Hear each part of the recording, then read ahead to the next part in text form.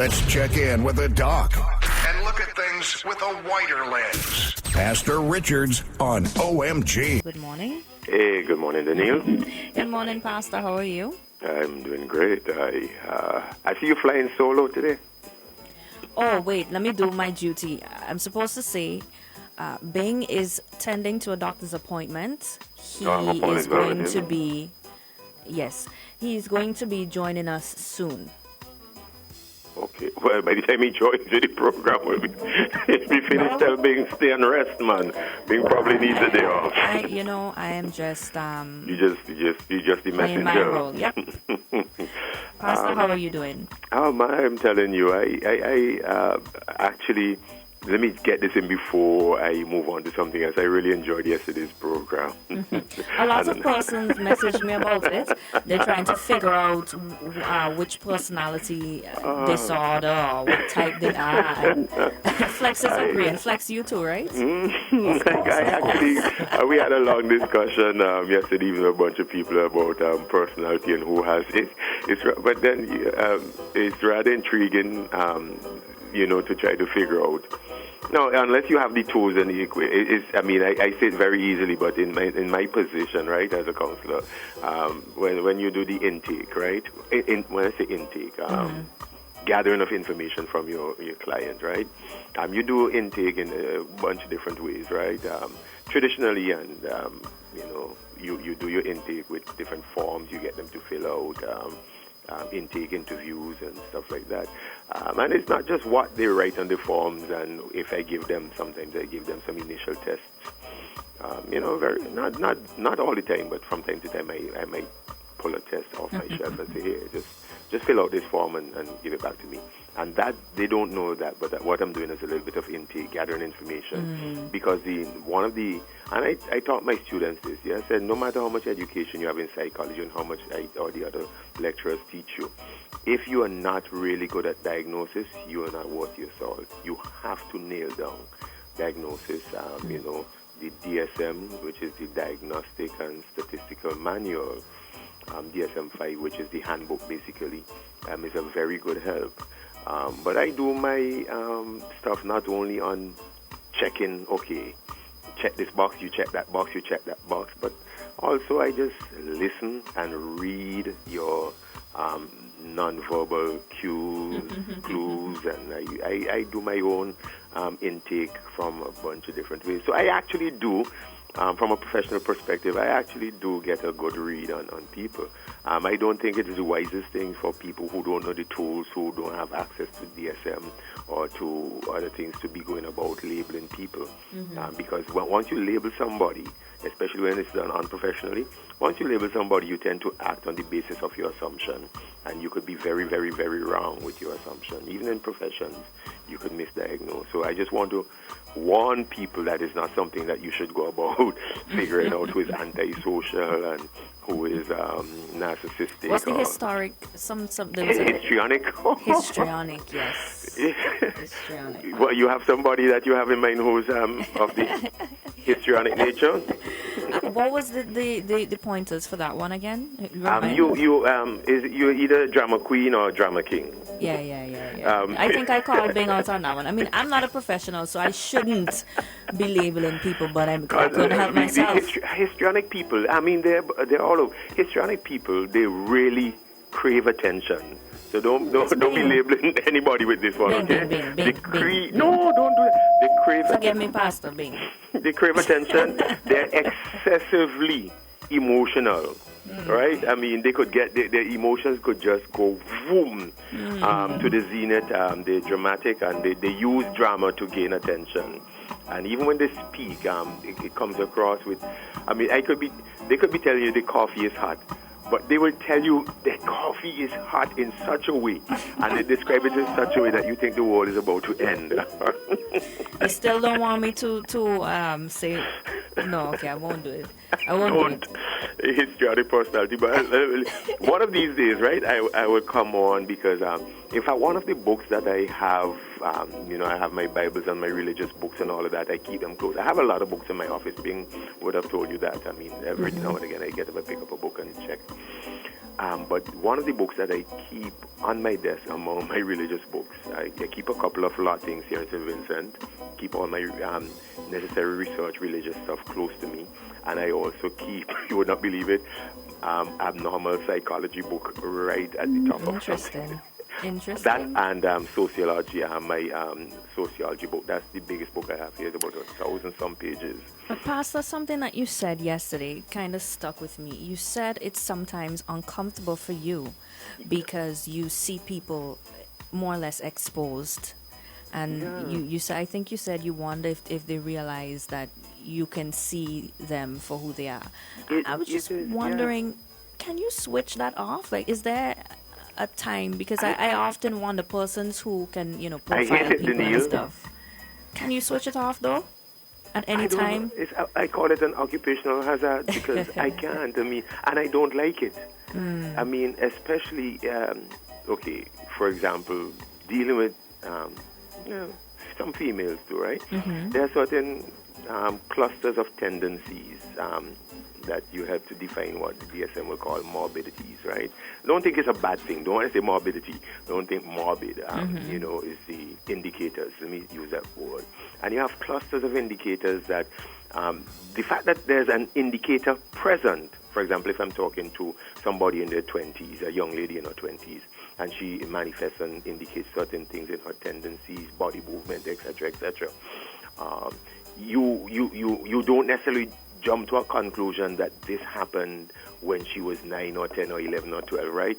But when you see a large volume of clusters that she is not even aware that she is manifesting, and as you do your intake, you begin to gather information about her behavior, because tendencies will result in behavior. So if you do a proper intake, you will see how this young lady has been behaving or relating to people, all of that. You already, if you have dealt with situations like this over and over again, you already begin to form a picture of I'm doing from the psychoanalysis point of view, incidences that may have predisposed her to a particular set of behavior in her 20s. Now, she does not know that you are armed or equipped or able to begin to get a notion. It's not concrete yet. Don't get me wrong. It's not concrete yet. But she might not even be aware that you're beginning to get a notion that this might be something that is worth investigating. Let me tell you something, to put it very simply. I don't know, but people out there, you can look up what is called the Joshari window. Joshari window? Joshari, yes. Joshari window. Because it's like a window that has 4 panes, right? To the self. When I say like a window pane, there's a pane on which you see you, right? You as you see yourself. But that's only one pane. Then there's another pane. You as you want people to see you. That's another pane in the window. And then another pane is that the you, and this is where I fit in, the you as other people, especially if you have a trained personnel, actually see you. Now, you don't know that window pane, while all of the others might be heavily tinted, you don't know that somebody is actually seeing you through this other window pane. So you're seeing someone, so there's the you as I am seeing you. And you are not aware that you're being, and that's what makes it uncomfortable. And then there's the real you, which is the window pane that very few people get to see through, even you yourself. So in counseling, for example, I help to help somebody to see the composite self, not only as you are seeing yourself, Danielle, but there's another part of you that you actually project. All of us project. We project an ideal self. We are not that, but we project a self that we really want. We sell ourselves. We sell ourselves out there. So it's the you that is the me that I am not. For example, if I want to come across as being a bright person, I might talk about the Joshari pain, but I might not be a bright person. But I sell myself as a bright person. You follow me?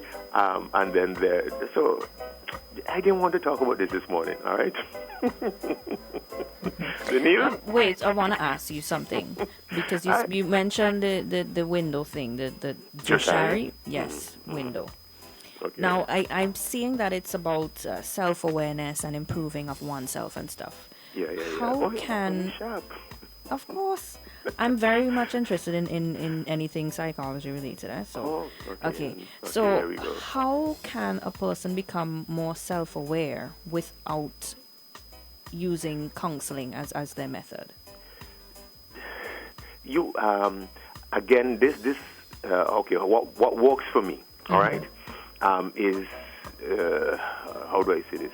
You have to have some form of counseling, whether formal or informal. Okay. All right. So it might not. Somebody has to what we call the stimuli. If it's plural stimulus, some triggering catalytic something that tells you, boy, you have to come to the awareness that there's more to me than I know about me, and you begin to introspect. There has to be some catalytic incident that will make you think that there is more to you than you are actually aware of, Daniel. In psychoanalysis, psychotherapy, which this is a big part of psychotherapy, where you talk therapy. Okay, let me make it simple. Talk therapy, where you help the person talk through their childhood. You might get them to do a genogram. A genogram is all of their connections in family and the family history, all that kind of stuff. The genes and all of that. You might get them to learn tendencies in their immediate family, in their extended family, and all of these things inform who you are and how you behave. Daniel, all of us are products of heredity, products of gene structure, products of environmental shaping, products of stresses in our environment when we were growing up, maybe we were beat. And a number of factors play into who we are.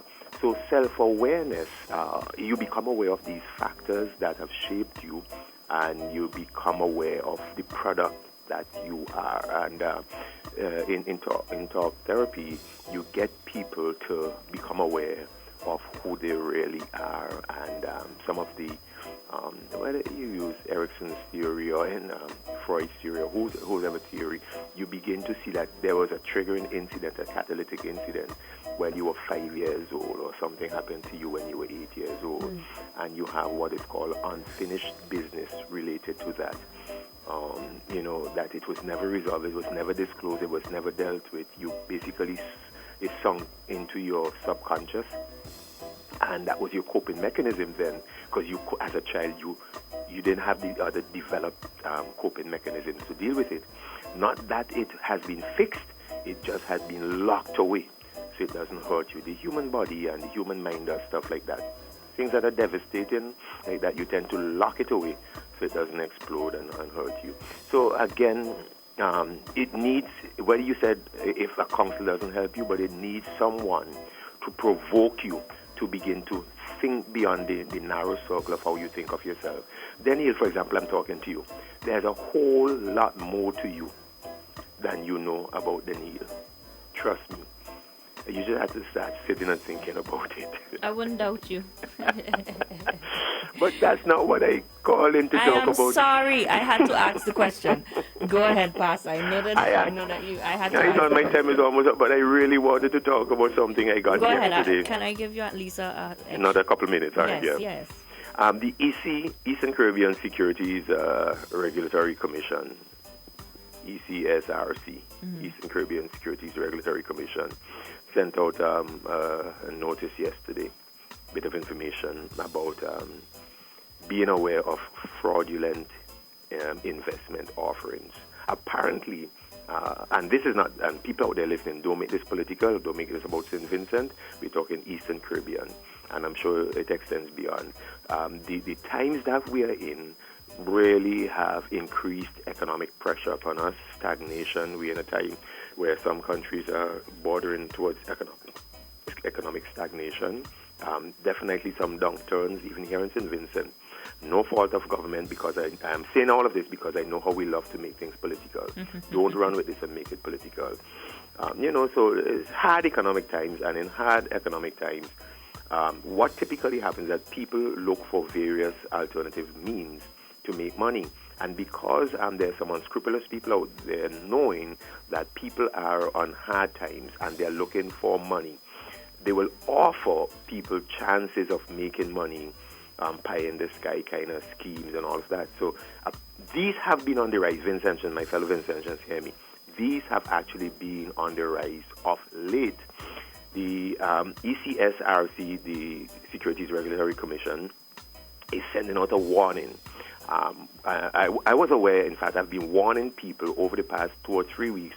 I've been warning people about a couple of these schemes because they have presented themselves to me.